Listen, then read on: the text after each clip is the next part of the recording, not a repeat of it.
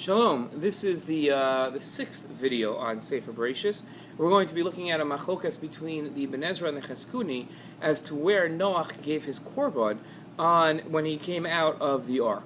So if we look at, we're looking at Parak Ches Pasuk Chaf, Parak Ches Pasuk Chaf of Sefer Bereshis in Sedrat Noach, and the pasuk says as follows: "V'yivei Noach mizbeach laHashem." Now then, Noach built a altar to God. And he took from all the tahor animals and the tahor birds, and he brought a korban. And olah is a korban that is completely consumed on the fire. We don't take any of it for ourselves, and he gave that korban on to the mizbeach. Okay, that's the pasuk. Now let's look at the Ibn Ezra. The Ibn Ezra is on pasuk chaf divrei mascha behema tahora.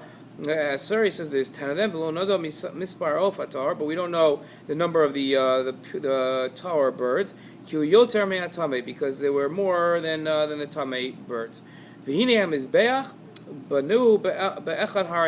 was the mizbeach built? This is the point that we're going to be focusing on. It was built on one of the mountains of Arat. In other words, once Noach came right out of the ark, he built a mizbeach right there on one of the mountains of Arat. That is the Ibn Ezra's opinion. Now, if you look at the Chizkuni, it's on the facing page on pasuk Chaf.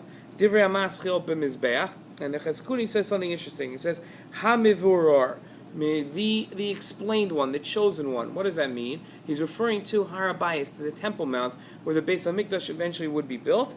And he says, Hushik rivu olav Adam Cain veHevel. This was the spot that Adam and his children Cain and Hevel also offered up offerings, and that's where Noach built the teva. So you have an interesting where Noach built the mizbeach, where he built the altar.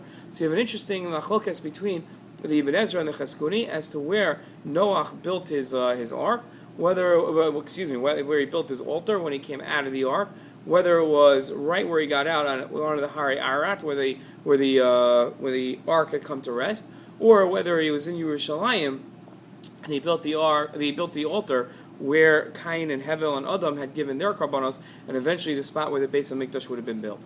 It's a fascinating machlokas on a pshat level, but it'll be even more interesting to hear what you have to come up with, and I look forward to it. Shalom.